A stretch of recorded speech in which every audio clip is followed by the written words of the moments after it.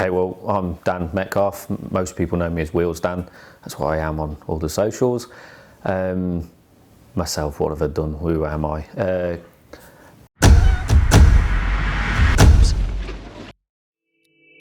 lot of people have said, I couldn't even run it. How did you manage to push it with your arms?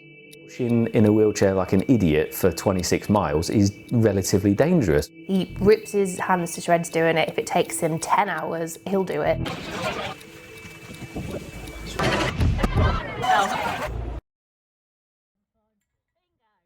Hailing from Grantham, Dan is a person who pursues pushing himself to the limit both physically and mentally in order to reach some aspiring feats. In September of 2022, Dan went for 3 world records when he undertook the challenge of trying to be the fastest scuba diver to swim 1 mile in open water and with a swimming band. Now he is looking toward his next challenge, the London Marathon, and he's agreed to let me follow on his journey to the finish line. But before we head to London, Dan's got some training to do. I went down to one of his training sessions at Harloxton Manor, a great setting, and with just over a mile strip of suitable terrain, it's a good place for Dan to get in some pushing. This kind of training is heavily stressful on the upper body in order to prepare Dan for the 26 miles he's got to do. While Dan is using a track wheel at the front of his chair to help him with the marathon, the chair is a customised version of an everyday one, so it's not your traditional equipment for this kind of challenge, adding to the difficulty.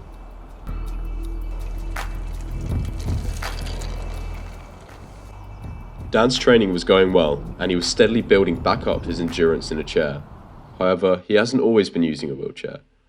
Dan spoke to me a bit about the accident in 2014 that left him paralysed from the waist down and how it has changed his life. I suppose really life changes in 3 seconds. That's it.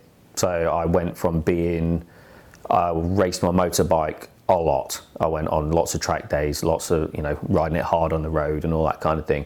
I was kickboxing, so I was kickboxing twice a week. I did the Insanity Challenge 3 times. I did all those kind of things.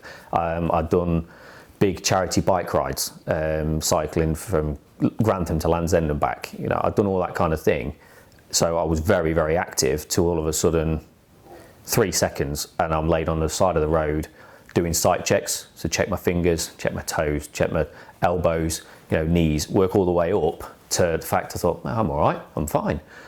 After they got the bike off my chest, I thought, yeah, I'm all right. I looked down, and when I looked down, my legs were supposed to be in like a sit-up position, so seated, and they weren't. One was over that way and the other one was over there, and I thought, okay, now I'm in trouble. Tried to move my legs, nothing. Just like pins and needles firing down, absolutely nothing.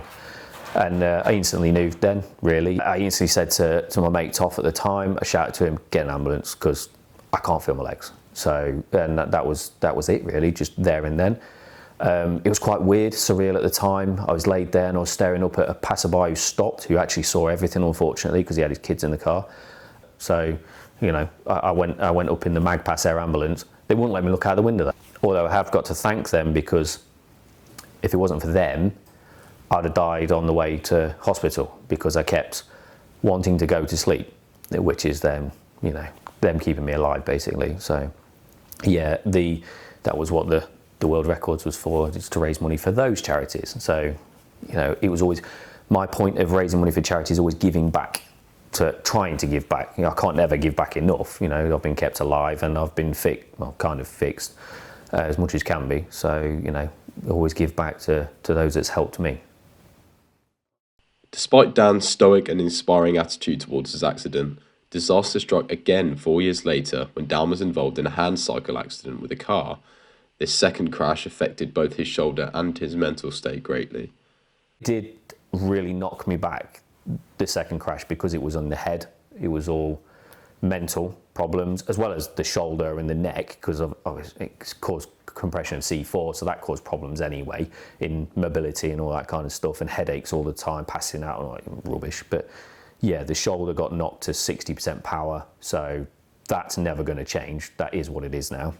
I've got to have an operation on it to fix it, so doing the London Marathon's going to help that part, not. But it'll be all right. But it was more the mental problems. So the ups, the downs, I don't want to be here, I do want to be here, all that kind of rubbish. And like I say, the best things that happened to me was the thing that kept me there at the time was my daughter, or our daughter. Then the next thing was scuba diving that kept me here, and then the next one was Eve. And the fact of meeting Eve and just like, actually life can be better sort of thing. So when I met her and actually got on with doing life, actually felt like I was now living, it was those thoughts are out the window, they're gone, they're not like, you know, well, that's it, what's the point sort of thing. But, you know, thankful to Eve for diving and for my daughter, you know, that keeps me here. To understand more about spinal cord injuries, I went to the charity Dan was doing the marathon on behalf of, Spinal Research. Andy Russell, Communications and Marketing Manager at the charity, explained to me what the next step for research could be. What we're seeing now is there's the first generation of treatments that are really delivering functional change to people. So out of all of our projects, we've got a number now of projects that are actually taking place with human beings, which for someone like me, who was injured 20 years ago, 25 years ago, you know, that was just really not really thought about, not heard of. So we're at this point now where science is saying, we understand the problem, we understand how we can potentially fix it. And now, you know, to get us across that next line, to get us to the next stage is to take these clinical pilots that we're running around the world as well, and move the treatments forward. I also wanted to speak to a friend of Dan's, Andrew Darby, to get an insight on what doing the marathon is like and what it can feel like emotionally.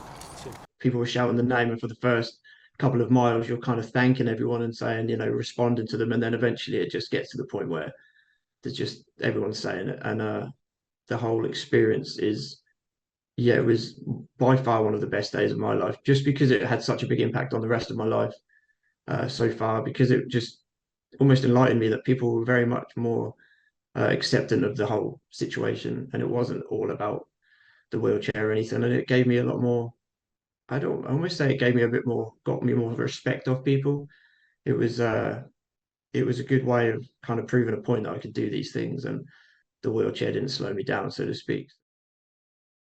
With training under his belt and with some advice for the day, Dan was ready. We arrived in a rainy London, and this was a problem as the rain could affect Dan's body temperature while sitting in the chair. But with some last-minute help from his wife Eve, Dan made it to the start line on time. And then he was off. As Dan began the marathon, we made our way to the Cutty Sark, hoping to catch him at the right time between miles 6 and 7.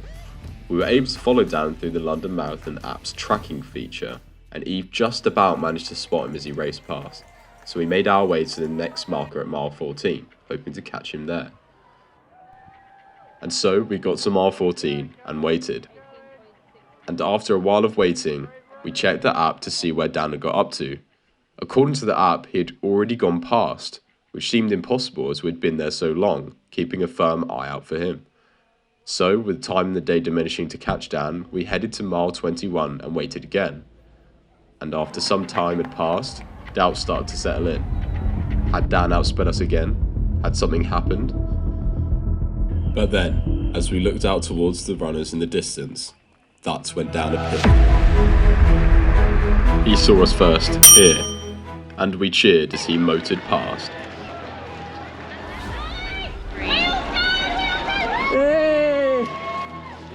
And with a sigh of relief, we'd finally seen Dan and made sure that he was good to go that final leg of the marathon. With muscles aching and gloves torn, Dan knew the end was in sight. So with the day coming to a close, pushing on, Dan made it that last 5 miles to the finish line with a great time of 4 hours, 26 minutes and 20 seconds. Well done, mate. Well done.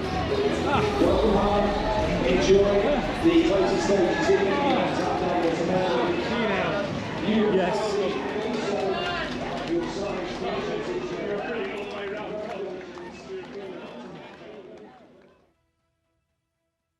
Afterwards, we all met up for a drink at a pub with the other attendees from Spinal Research, and I got to speak to the man himself.